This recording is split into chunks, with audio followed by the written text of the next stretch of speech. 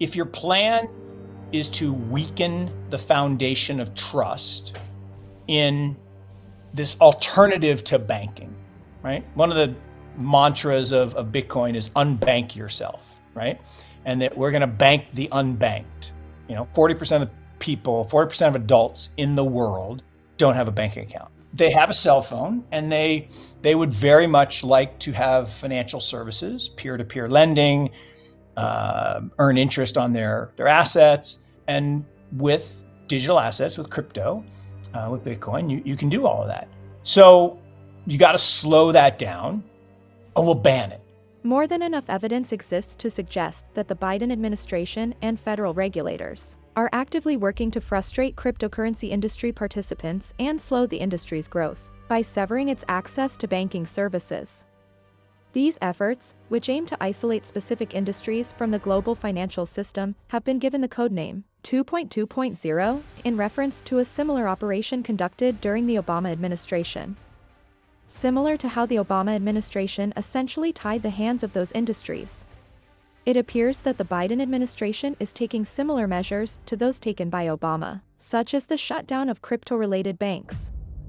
It is evident that regulators at dare say top banks feel threatened by the growth of the cryptocurrency industry, and what it would mean for the traditional financial services industry, despite the collateral damage suffered by the overall banking sector. In an interview with Invest Answers, prominent hedge fund manager Mark Yusko expressed his thoughts on what he sees as a concerted effort to slow the growth of the United States digital assets industry as a whole. This great tweet the other day, it said, "Breaking. World running low on conspiracy theories as they come true at an alarming rate." And so, conspiracy theory is only a conspiracy theory if it ain't true. And truth, by the way, is an absolute defense. So, I've said some things publicly about Operation Choke Point and about the FTX debacle and about who is responsible. And people, how can you say that? The black hats are going to show up at your house. I'm like, look, truth is an absolute defense. And in the old days, I wanted to influence you. I meet you at the park. I got my backpack. I put it on the bench. I walk away. And you're like, Mark, you left your backpack. I just keep walking. And you look inside and it's full of cash. And you're like, oh, okay, got it. Whatever you want. Not traceable, not, that's the way bad stuff's been done for thousands of years. Well, now people are doing that on chain. Like, if you bribe someone or peddle influence or launder money on chain, you either are asking to be found out because it's important that you get found out for the PR benefit, or you're stupid. And I actually don't think the people perpetrating this are stupid, unfortunately. I wish they were stupid because then, they wouldn't be good at it. But I think they're actually quite intelligent and quite deliberate. And there's no question in my mind that we're in the then they fight you phase. Yeah. From 2009 to 15 was the first they ignore you. Yep. Bunch of nerds and geeks playing through magic internet money. Then in 2016 to 21, it was when they laugh at you. Oh my God. Look at these nerds, geeks playing with this stupid, what a waste of time. Well, then the money starts to come out. Then people convert fiat into crypto because financial repression, right? After the first global financial crisis, they lower the interest rates to zero. Why did they do that? Why did they lower the interest rates to zero? Oh, to save the world. Bernanke saved the world. No, he didn't. China saved the world. China printed $4 trillion, okay? $4 trillion, and injected it into the global financial system and saved the world. Lowering rates to zero did not save the world. Lowering rates to zero saved the banks. So instead of letting the bad people go to jail and the bad banks fail, they bailed them out and basically said, okay, you can borrow from the Fed at zero. Because by the way, have you ever borrowed at Fed funds? I never have. I just don't know how that works. So they borrow and then they buy government bonds. Riskless trade, lever it up 10, 11 times, JP Morgan, it's funny. You've traded before, right? Managed risk. Trading and being right every time you trade and making money 365 days out of 365, what are the odds of that? 0. Like that doesn't happen unless you happen to be JP Morgan trading desk. They had no trading losses for years. Zero trading days lost. So that's a riskless trade. But here's the problem. Why did they do that?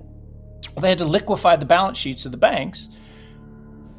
Well, if you pay 0, then depositors get paid 0. And all of a sudden this digital asset comes along and they say, if you take your money out of fiat, convert it into crypto, stablecoin, Bitcoin, whatever, deposit it with us, we'll lend it out, charge 12, 15% because there's not as many deposits, and we'll pay you 6 to 8. That's good for humanity. It's good for everybody, except for the banks. Bad for the banks. You do that with $1 billion, who cares? Bunch of nerds and geeks, yeah, whatever. You do it with $10 billion, now you're kind of annoying. Now you invoke JP Morgan in 1907. I like a little competition before he set up the run on the bank at Knickerbocker Trust, which caused that to fail that he could buy for pennies on the dollar. You do tens of billions of dollars, now you're a problem. I'm sorry, Sam and Caroline are the masterminds of nothing. Yep. Masterminds of nothing. 0 chance. They were she was not a trading genius. You're a trading genius. You're a documented trading genius. She, not a trading genius. No, was not doing it. And it's kind of like when they called Madoff a hedge fund problem. There were 2 problems with that. There was no hedge and there was no fund. He literally hadn't made a trade in 13 years. Because if he had, then he would have been everybody's biggest client if he had that much money doing index arbitrage, which he was not. And there was no fund. He literally would have his brother-in-law transfer the money into his personal account. He just stole people's money and lied. Sam and Caroline were pawns in a very elaborate game that's still going on. And so he asked the question. So Mark, answer the freaking question. Were the bank runs intentional? I'm going to say, yeah, I believe they were intentional. And why? Why would you foment a bank run? Isn't all of banking reliant on confidence? So if we lose confidence in our banks, what happens? We panic and we take the money out. Wasn't that bad? Well, it depends. If you're trying to run a bank, it's very bad. Why would you want a bank run if you're a bank? Well, the bank run's not on JP Morgan. The bank run's not on Bank of America. The bank run's not on, Wells Fargo, the big dogs. The bank run are on the small banks. And God forbid you were friendly to crypto, kind of like the attack on banks that banked cannabis, kind of the same thing, or porn or anything else. If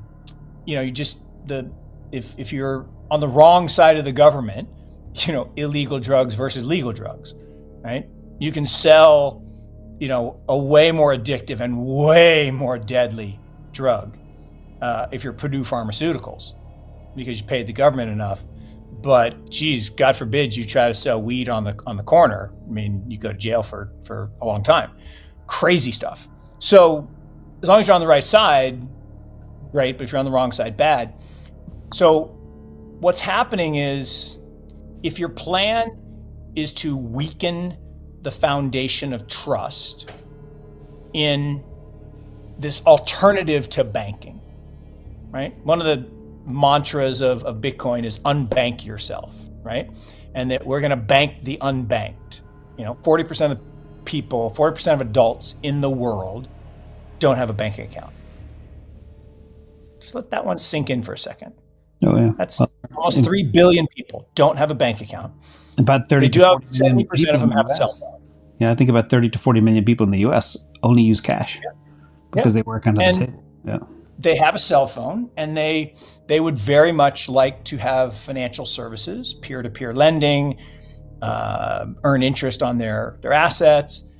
And with digital assets, with crypto, with Bitcoin, you can do all of that. So you got to slow that down, or we'll ban it. So, what did you think of Yusko's interview and of ShowPoint 2.0? If the crackdown continues, what do you think will happen to the industry in the United States? Please drop your comments on observations in the comments section below. Thank you for watching this video on Market Empire. We hope you found Mark Yusko's insights on the potential threat to Bitcoin from Operation Chokepoint informative and thought-provoking. If you enjoyed this content, please consider subscribing to our channel for more insights and analysis on the world of finance and investing.